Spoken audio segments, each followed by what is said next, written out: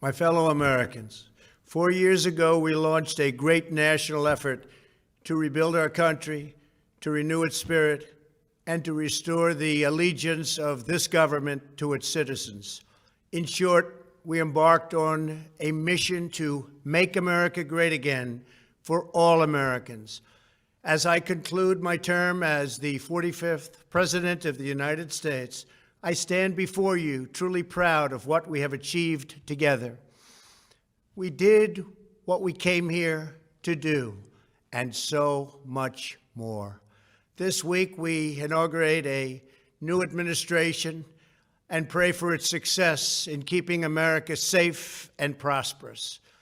We extend our best wishes, and we also want them to have luck, a very important word. I'd like to begin by thanking just a few of the amazing people who made our remarkable journey possible. First, let me express my overwhelming gratitude for the love and support of our spectacular First Lady, Melania. Let me also share my deepest appreciation to my daughter Ivanka, my son-in-law Jared, and to Barron, Don, Eric, Tiffany, and Lara. You fill my world with light and with joy. I also want to thank Vice President Mike Pence, his wonderful wife Karen, and the entire Pence family. Thank you as well to my Chief of Staff, Mark Meadows, the dedicated members of the White House staff, and the cabinet, and all of the incredible people across our administration who poured out their heart and soul to fight for America. I also want to take a moment to thank a truly exceptional group of people, the United States Secret Service. My family and I will forever be in your debt. My profound gratitude as well to everyone in the White House Military Office, the teams of Marine One and Air Force One, every member of the armed forces, and state and local law enforcement all across our country. Most of all, I want to thank the American people. To serve as your president has been an honor beyond description. Thank you for this extraordinary privilege, and that's what it is, a great privilege and a great honor. We must never forget that while Americans will always have our disagreements, we are a nation of incredible, decent, faithful, and peace-loving citizens who all want our country to thrive and flourish and be very, very successful and good. We are a truly magnificent nation. All Americans were horrified by the assault on our Capitol. Political violence is an attack on everything we cherish as Americans. It can never be tolerated. Now more than ever, we must unify around our shared values and rise above the partisan rancor and forge our common destiny. 4 years ago, I came to Washington as the only true outsider ever to win the presidency. I had not spent my career as a politician, but as a builder looking at open skylines and imagining infinite possibilities. I ran for president because I knew there were towering new summits for America just waiting to be scaled. I knew the potential for our nation was boundless as long as we put America first. So I left behind my former life and stepped into a very difficult arena, but an arena nevertheless with all sorts of potential if properly done. America had given me so much, and I wanted to give something back. Together with millions of hardworking patriots across this land, we built the greatest political movement in the history of our country. We also built the greatest economy in the history of the world. It was about America first because we all wanted to make America great again.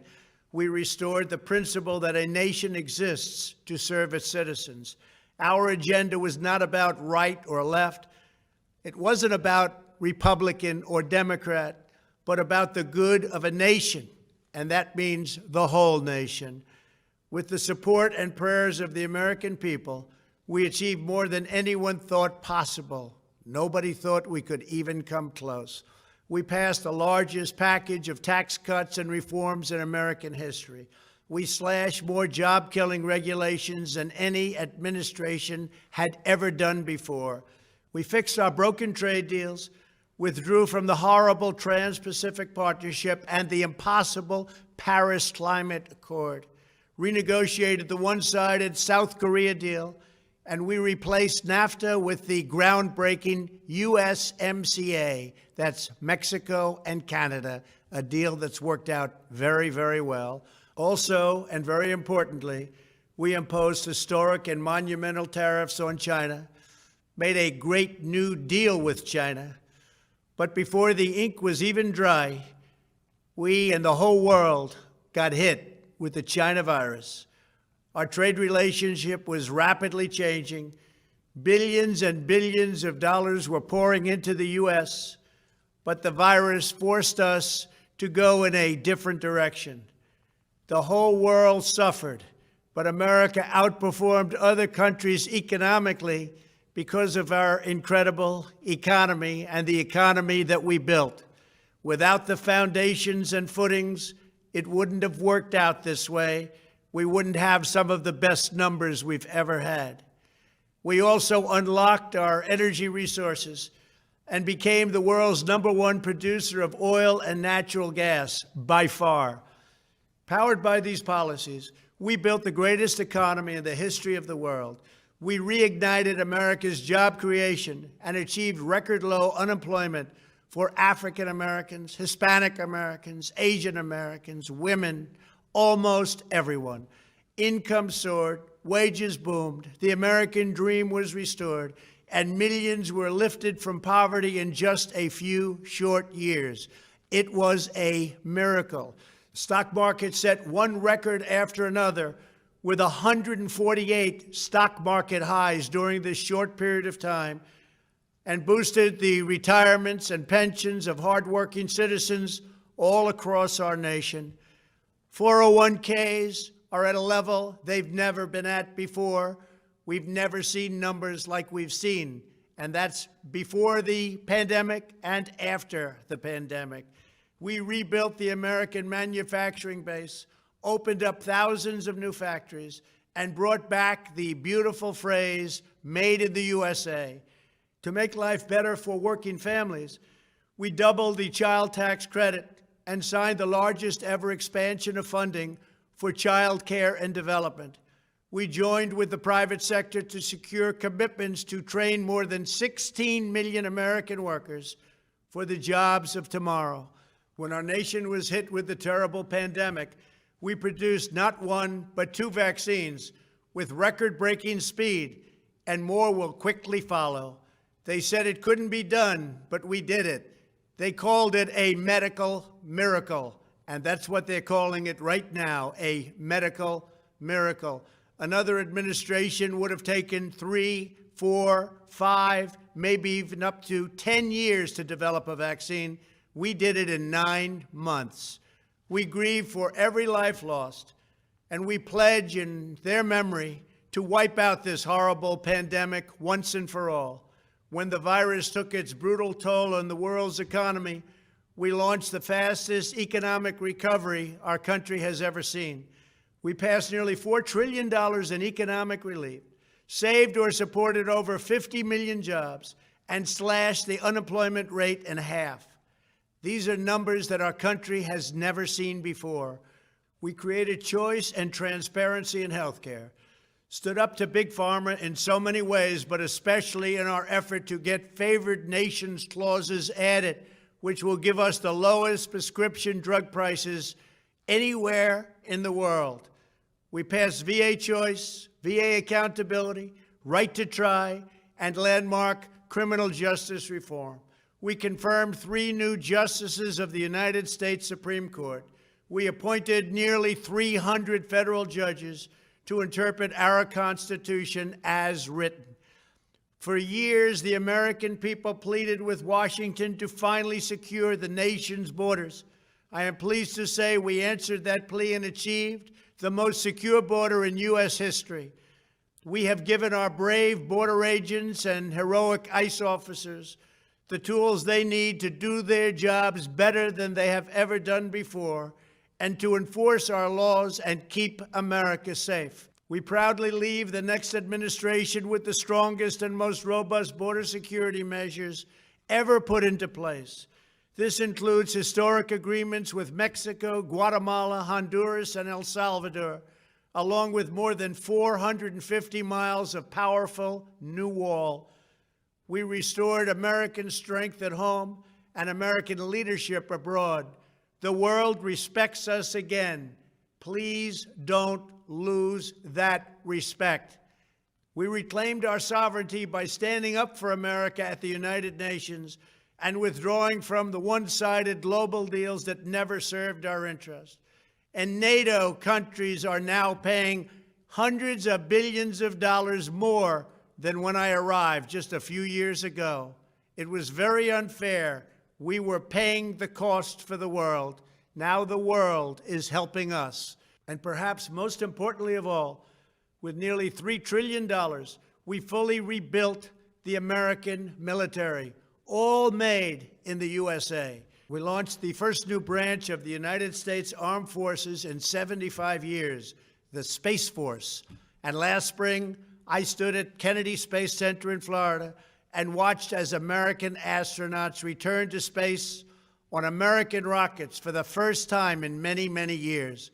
We revitalized our alliances and rallied the nations of the world to stand up to China like never before. We obliterated the ISIS caliphate and ended the wretched life of its founder and leader, al-Baghdadi. We stood up to the oppressive Iranian regime and killed the world's top terrorist, Iranian butcher Qasem Soleimani. We recognized Jerusalem as the capital of Israel and recognized Israeli sovereignty over the Golan Heights.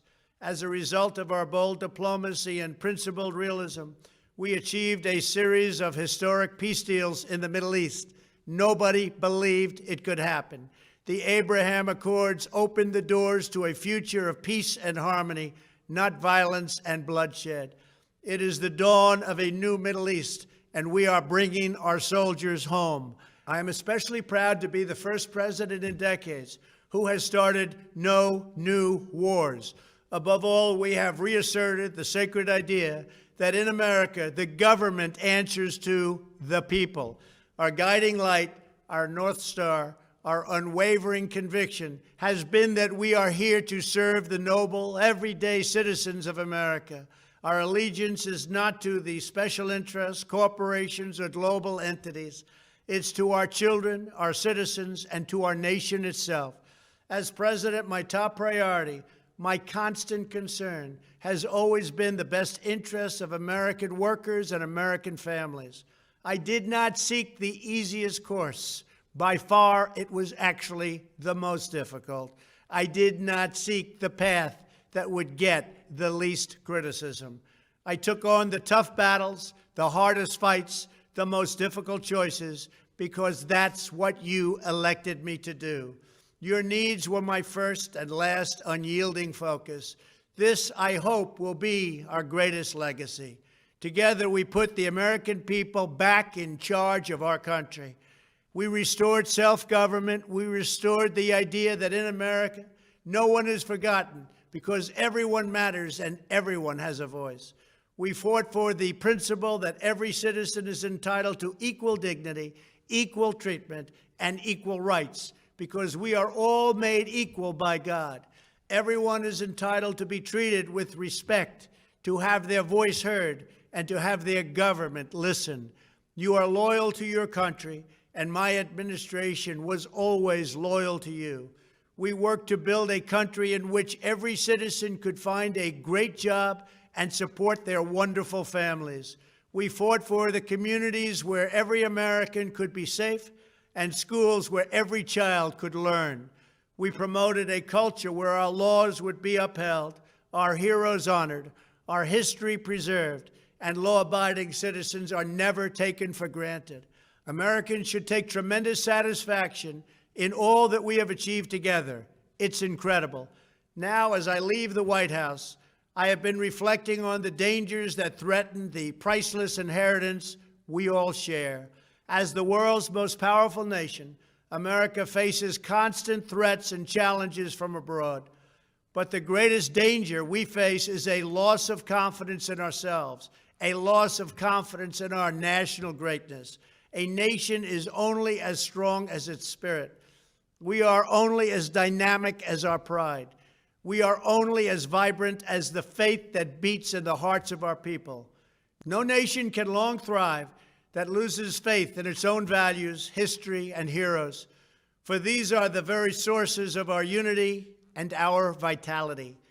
What has always allowed America to prevail and triumph over the great challenges of the past has been an unyielding and unashamed conviction in the nobility of our country and its unique purpose in history. We must never lose this conviction. We must never forsake our belief in America. The key to national greatness lies in sustaining and instilling our shared national identity. That means focusing on what we have in common, the heritage that we all share. At the center of this heritage is also a robust belief in free expression, free speech, and open debate. Only if we forget who we are and how we got here could we ever allow political censorship and blacklisting to take place in America. It's not even thinkable. Shutting down free and open debate violates our core values and most enduring traditions. In America, we don't insist on absolute conformity or enforce rigid orthodoxies and punitive speech codes. We just don't do that. America is not a timid nation of tame souls who need to be sheltered and protected from those with whom we disagree. That's not who we are. It will never be who we are. For nearly 250 years, in the face of every challenge, Americans have always summoned our unmatched courage, confidence, and fierce independence. These are the miraculous traits that once led millions of everyday citizens to set out across a wild continent and carve out a new life in the Great West. It was the same profound love of our God-given freedom that willed our soldiers into battle and our astronauts into space. As I think back on the past 4 years, one image rises in my mind above all others. Whenever I traveled all along the motorcade route, there were thousands and thousands of people. They came out with their families so that they could stand as we passed and proudly wave our great American flag. It never failed to deeply move me. I knew that they did not just come out to show their support of me. They came out to show me their support and love for our country. This is a republic of proud citizens who are united by our common conviction that America is the greatest nation in all of history. We are and must always be a land of hope, of light, and of glory to all the world. This is the precious inheritance that we must safeguard at every single turn. For the past 4 years, I have worked to do just that. From a great hall of Muslim leaders in Riyadh to a great square of Polish people in Warsaw, from the floor of the Korean Assembly to the podium at the United Nations General Assembly, and from the Forbidden City in Beijing to the shadow of Mount Rushmore, I fought for you, I fought for your family, I fought for our country. Above all, I fought for America and all it stands for, and that is safe, strong, proud, and free. Now, as I prepare to hand power over to a new administration at noon on Wednesday, I want you to know that the movement we started is only just beginning. There's never been anything like it.